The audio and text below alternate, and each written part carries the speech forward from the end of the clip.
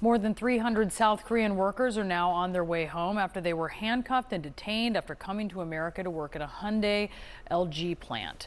South Korea's president is now warning that South Korean companies may question whether it's worth it to do business in America unless its, quote, confusing visa system is improved. The South Korean president saying, quote, this issue could have a considerable impact on foreign direct investment in the U.S. We are urging the U.S. side to normalize the visa process. Many in South Korea were dismayed at the images of workers shackled and led onto buses after an ICE raid at the battery plant in Georgia. CNN's Gustavo Valdez is at the Atlanta airport for us.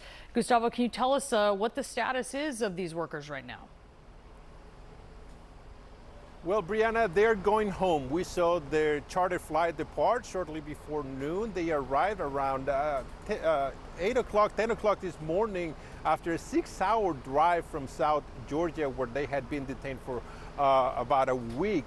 And we noticed a couple of differences from when other migrants from other countries are deported. For once, some of the workers waved at us from their windows as they approached the airport, which means they weren't shackled like other workers or other people who get sent out of the country. Also, the plane was hidden from the camera, so we don't know how they boarded the plane, but we know that U.S. immigration usually boards the people that they send out of the country in shackles. So we think that this was part of the negotiations in which the North Korean government wanted this not to be a deportation, but a voluntarily return. So maybe that is what was negotiated with the United States. This would allow them to come back in the future to work if needed. In fact, there are reports that President Trump wanted some of these workers to stay in trained workers, but that didn't happen. The South Korean government wanted everybody to go back as a group. Now, there are still dozens of workers who were detained that remain detained. I've been talking to some of them from Colombia who said that they haven't been told when they could be released, if they will be released. And Gustavo, the president of South Korea is urging the U.S.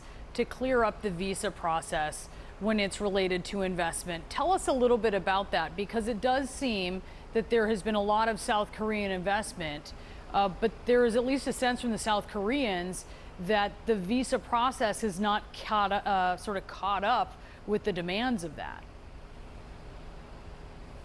So Hyundai President Jose Munoz just said at an event in Detroit that it is typical for Korean workers to come when the plants are being built because they can supervise the work. This is not the first time a South Korean company in Georgia has gotten in trouble for hiring people from South Korea. In the past, it wasn't dealt the way we saw this time, but we've seen this happen before in this state that has given millions of dollars in tax breaks so they can build and generate local work. So perhaps some of the workers I've been talking to say that most of the workers in the plant were Koreans, that all the blueprints, all the instructions are in Korean, and typically they have to have a translator to help them do the work. And a lot of the work seems to be basic installation of air conditioning, electricity cables. Perhaps South Korea is also trying to protect their proprietary techniques, and that is part of this give and take on what visas are allowed for these workers.